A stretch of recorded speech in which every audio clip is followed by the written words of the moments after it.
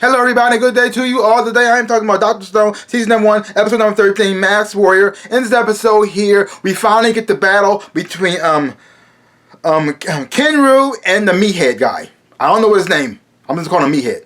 That's how he acts. That's what he is to me. He's just a thug, very stupid, and he pretty much all he has is brute force. He can fight. And that's pretty much all he got going for him. He's not mean. He's not a nice guy, and he also got this little minion who works for him, who does his little dirty work for him to try to manipulate things in his favor so he can win, which is really messed up.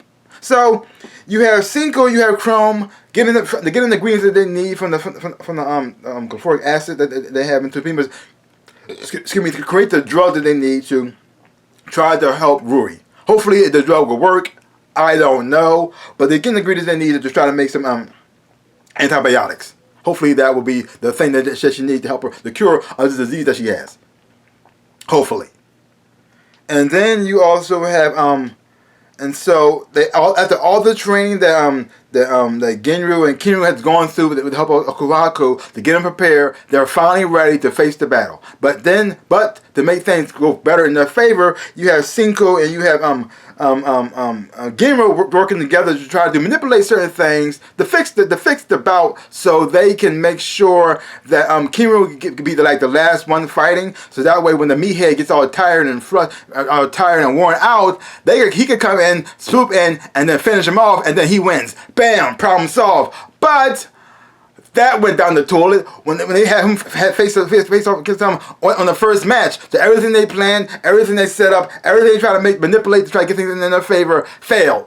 Just like that. I just like, oh man. But even though things did not go according to plan, things were working with Kinru, because he's a good fighter. He has been training. He's good. He got the power. He stepped up his game. But the problem is he can't see that well. And his pride of them telling Cinco what's going on, even though he saw what it did to Seku, he saw what it did to her, how it helped her eyesight. He felt that though a real man don't need to be any handouts like this, don't need to get helped. And so he was winning until he got to a certain distance and he couldn't see him that well, and that's when the fight started to turn. And then you had the little henchman that the meathead guy got. Who pretty much tied up Siku, just to say that she drowned in the lake, so it made Kohaku run away, so that to go after her. That way she can't fight in the battle. That way it's guaranteed that the meathead will win. Even though Siku knew he was lying, even though Kohaku knew he was lying, everyone knew he was lying. He's not a good liar. But she had to know for sure, because she don't know what he could possibly have done to her. And then when she finally shows up, and when she sees the fight what's going on, and she sees that Kinru is actually squinting to see him, she says, "Oh, he got the fuzzy eyes." And I things take an interesting turn. But now before the fight even happens, something interesting happened. You have Ryu asking Senku for his last name. Now, I don't know how she knows him, because some reason when she heard his name, she knew who she was. How that's possible? What's going on? What does she know about him? I don't know.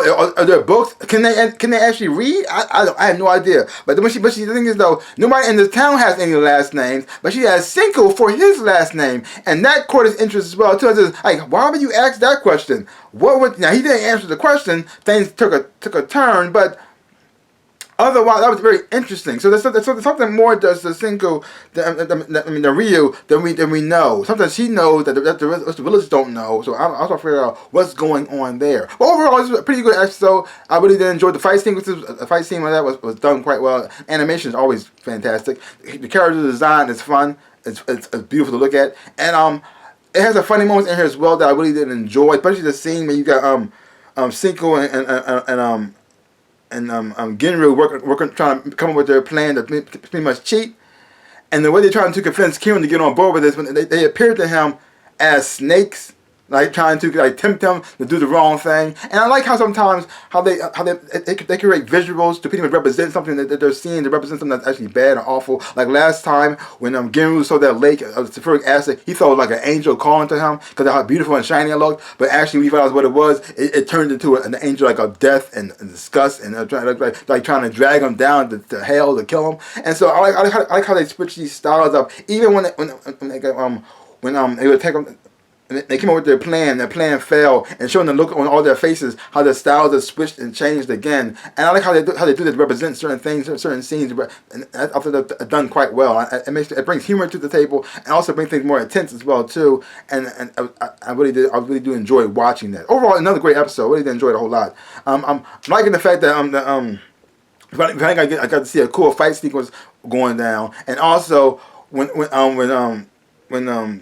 Seku realized what Kimura was doing with his eyes, and she pretty much threw her watermelon at him and landed on his head, so he finally could see.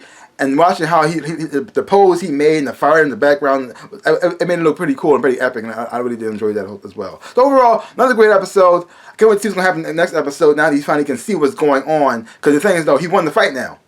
Hopefully, it's over. Maybe. We don't know for sure. But also if you're finally going to figure out how does Ryu know who Senku is, and what is their connection. I don't know.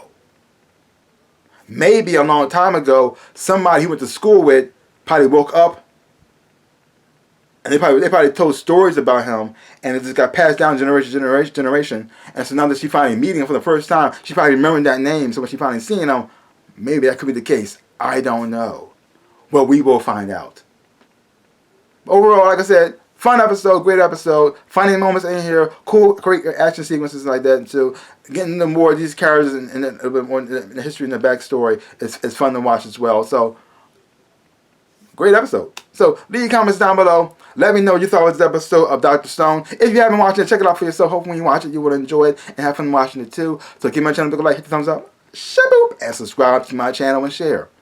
I would appreciate it, like I always say. In my dreams of life, I am the Ninja Rabbit. Peace out, peoples.